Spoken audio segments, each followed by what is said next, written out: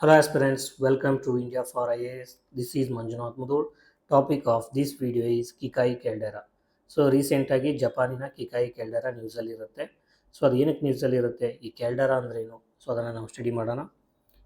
This topic, it is a prelims exclusive topic. So be it UPSC prelims or KPSC prelims or any other KPSC Group C exam. So Kikai caldera, it was in news because scientists have reported that a vast magma reservoir beneath Japan's Kikai caldera is gradually refilling, providing fresh insights into the recovery cycle of supervolcanoes after catastrophic eruption. So ಇದರ ಅರ್ಥ ಏನಪ್ಪ ಅಂತಂದರೆ, so ಈ caldera ಏನಿದೆ, caldera, so it is a type of volcano. So ಈ caldera type ವೋಲ್ಕ್ಯಾನೋದು ಕೆಳಗಡೆ magma chamber ಏನಿರುತ್ತೆ, so ಪ್ರತಿಯೊಂದು ವೋಲ್ಕ್ಯಾನೋಗೂ ಅದರದೇ ಆದ ಮ್ಯಾಗ್ಮಾ ಚೇಂಬರ್ ಇರುತ್ತೆ. ಸೊ ಯಾವ ರೀತಿ ಅಂದರೆ ಕೆಳಗಡೆ ಮ್ಯಾಗ್ಮಾ ಚೇಂಬರ್ ಇರುತ್ತೆ.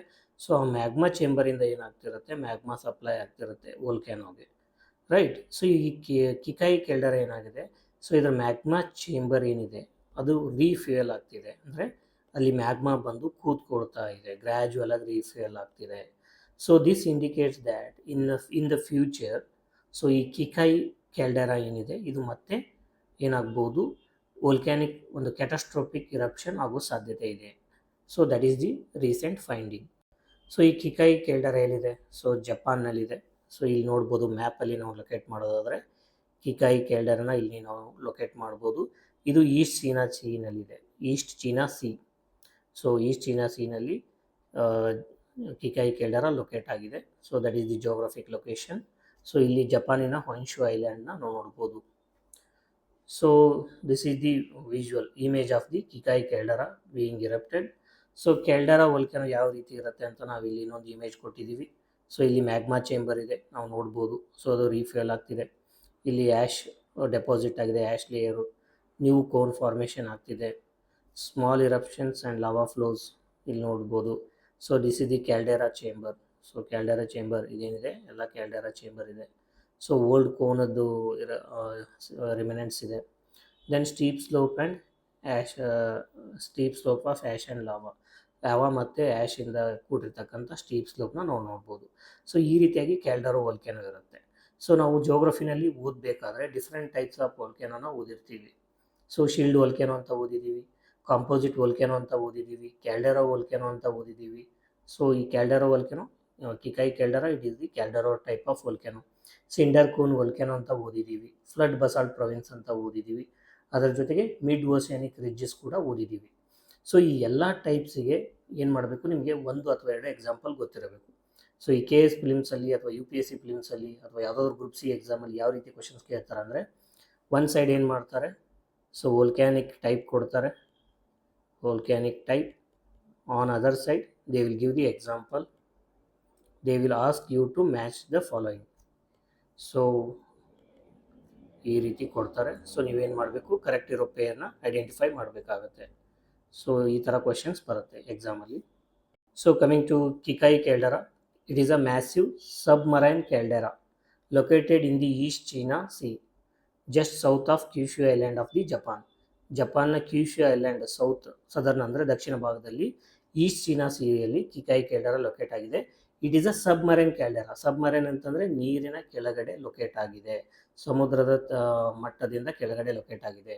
ಮೀನ್ ಸಿ ಲೆವೆಲ್ ಏನಿರುತ್ತೆ ಅದರ ಕೆಳಗಡೆ ಏನಾಗಿದೆ, ಇದ್ರದ್ದು ಕ್ಯಾಲ್ಡೆರಾ ವೋಲ್ಕ್ಯಾನೋ ಲೊಕೇಟ್ ಆಗಿದೆ.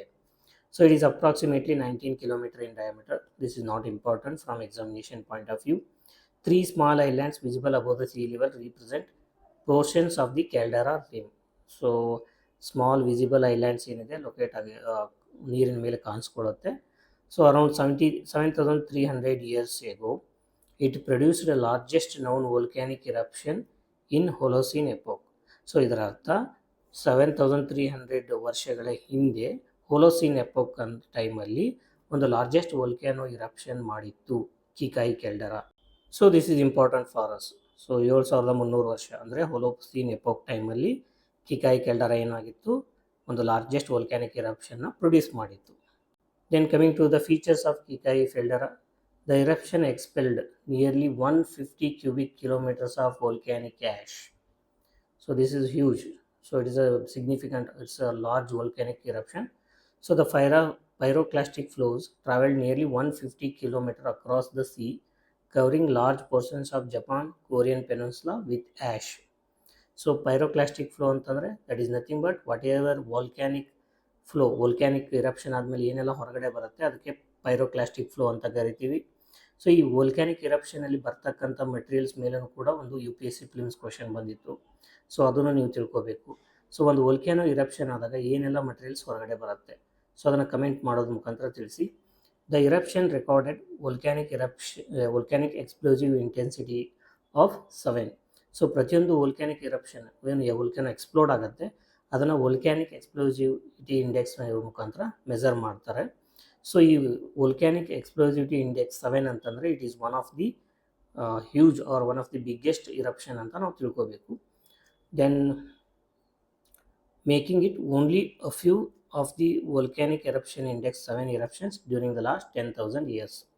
ಕಳೆದ 10,000 ವರ್ಷಗಳಲ್ಲಿ ಈ ವೋಲ್ಕ್ಯಾನಿಕ್ ಎಕ್ಸ್ಪ್ಲೋಸಿವಿಟಿ ಇಂಡೆಕ್ಸ್ 7 ಇರ್ತಕ್ಕಂಥದ್ದು ಹಲವು ಕೇವಲ ಕೆಲವು ವೋಲ್ಕ್ಯಾನಿಕ್ ಎರಪ್ಷನ್ಸ್ ಇದೆ. ಅದರಲ್ಲಿ ಈ ಕಿಕಾಯ್ ಕ್ಯಾಲ್ಡೆರಾ ಎರಪ್ಷನ್ ಕೂಡ ಒಂದು. So the caldera remains volcanically active with several minor eruptions recorded in recent decades. So ಈ ಎಕ್ಸ್ಪ್ಲೋಸಿವ್ VEI-7 ಇರ್ತಕ್ಕಂಥ ಒಂದು ವೋಲ್ಕ್ಯಾನಿಕ್ ಎರಪ್ಷನ್ ಅದಾದಮೇಲೆ ಕೂಡ ಸೆವರಲ್ ಮೈನರ್ ವೋಲ್ಕ್ಯಾನಿಕ್ ಎರಪ್ಷನ್ ಆಗ್ತಿರುತ್ತೆ, ಬಟ್ ಅದೆಲ್ಲ ಚಿಕ್ಕದಿರುತ್ತೆ, insignificant. Recent studies indicate the formation of new lava dome suggesting renewed volcanic activity beneath the caldera. So ಇವಾಗೇನಾಗ್ತಿದೆ, magma chamber refuel ಆಗ್ತಿದೆ, ಅಲ್ಲಿ ಮ್ಯಾಗ್ಮಾ ಬಂದು ಕೂತ್ಕೋತಿದೆ. ಅದರ ಅರ್ಥ ಏನು, ಫ್ಯೂಚರಲ್ಲಿ ಇನ್ನೊಂದು ಬಿಗ್ಗೆಸ್ಟ್ ವೋಲ್ಕ್ಯಾನಿಕ್ ಎರಪ್ಷನ್ ಆಗತ್ತೆ ಅಂತ ಅರ್ಥ. ಸೊ ಇದನ್ನು ಇವಾಗ ಸೈಂಟಿಸ್ಟ್ ಸ್ಟಡಿ ಮಾಡಿದ್ದಾರೆ, ಮ್ಯಾಗ್ಮಾ ಚೇಂಬರ್ ರೀಫ್ಯೂಯಲ್ ಆಗ್ತಿದೆ ಅಂತ. ಸೊ ಅದರ ಸಿಗ್ನಿಫಿಕೆನ್ಸ್ ಏನಪ್ಪ ಅಂತಂದರೆ, this provides valuable evidence on the evolution and behaviour of large caldera system. So ಯಾವ ರೀತಿ caldera type of volcano behave ಮಾಡುತ್ತೆ ಅನ್ನೋದನ್ನು ತಿಳ್ಕೊಳ್ಳೋಕ್ಕೆ ಸಹಾಯ ಮಾಡುತ್ತೆ. And it helps in improving volcanic hazard assessment and disaster preparedness. ಸಡನ್ನಾಗಿ 10 ಇಯರ್ಸ್ ಲೇಟರ್, ಇಲ್ಲಿಂದ 10 ವರ್ಷದ ಮುಂದ್ಗಡೆ ಏನಾದರೂ ಇದೇ ವೋಲ್ಕ್ಯಾನೋ ಎರಪ್ಷನ್ ಆಗುತ್ತೆ ಲಾರ್ಜ್ ಕ್ವಾಂಟಿಟಿಯಲ್ಲಿ ಅಂತಂದರೆ, ಸೊ ಅದರಿಂದ ಯಾವ ರೀತಿ ನಾವು ಹಜಾರ್ಡ್ನ ಮಿನಿಮೈಸ್ ಮಾಡ್ಬೋದು, ಡಿಸಾಸ್ಟರ್ ಪ್ರಿಪೇರ್ಡ್ನೆಸ್ ಯಾವ ರೀತಿ ನಾವು ರೆಡಿಯಾಗಿರ್ಬೋದು ಅನ್ನೋದಕ್ಕೆ ಕೂಡ ಹೆಲ್ಪ್ ಮಾಡುತ್ತೆ. So this contributes understanding the earth geological processes and super volcanic eruptions. So ಈ ರೀತಿ ಸ್ಟಡಿ ಮಾಡೋದ್ರಿಂದ ಏನಾಗುತ್ತೆ, ಸೂಪರ್ ವೋಲ್ಕ್ಯಾನಿಕ್ ಎರಪ್ಷನ್ ಯಾವ ರೀತಿ ಆಗುತ್ತೆ ಅನ್ನೋದನ್ನು ನಾವು ಮುಂಚೆನೇ ತಿಳ್ಕೊಬೋದು. ಜೊತೆಗೆ ಅರ್ಥದ ಏನಿದೆ ಜಿಯೋಲಾಜಿಕಲ್ ಪ್ರೊಸೆಸ್ಸು ಅದನ್ನು ನಾವು ಸ್ಟಡಿ ಮಾಡ್ಕೋಬೋದು. ಇವಾಗ ನಾವು ಸ್ಟಡಿ ಮಾಡಿರ್ತಕ್ಕಂಥ ಟಾಪಿಕ್ ಕಿಕಾಯಿ ಕ್ಯಾಲ್ಡೆರಾ ಮೇಲೆ ಇಲ್ಲಿ ಒಂದು 3 ಸ್ಟೇಟ್ಮೆಂಟ್ ಇರ್ತಕ್ಕಂಥ ಪ್ರಿಲಿಮ್ಸ್ ಪ್ರಾಕ್ಟೀಸ್ ಕ್ವಶನ್ನ ಕೊಟ್ಟಿದ್ದೀವಿ. ಸೊ ಈ 3 ಸ್ಟೇಟ್ಮೆಂಟ್ನ ಕರೆಕ್ಟಾಗಿ ಓದಿ ನಿಮ್ಮ ಆನ್ಸರ್ನ ಕಮೆಂಟ್ ಮಾಡಿ. So answer and detailed explanation for this question is available in the PDF handout which you can download by joining our Telegram channel. Thank you for watching. See you in the next video. Till then, happy learning.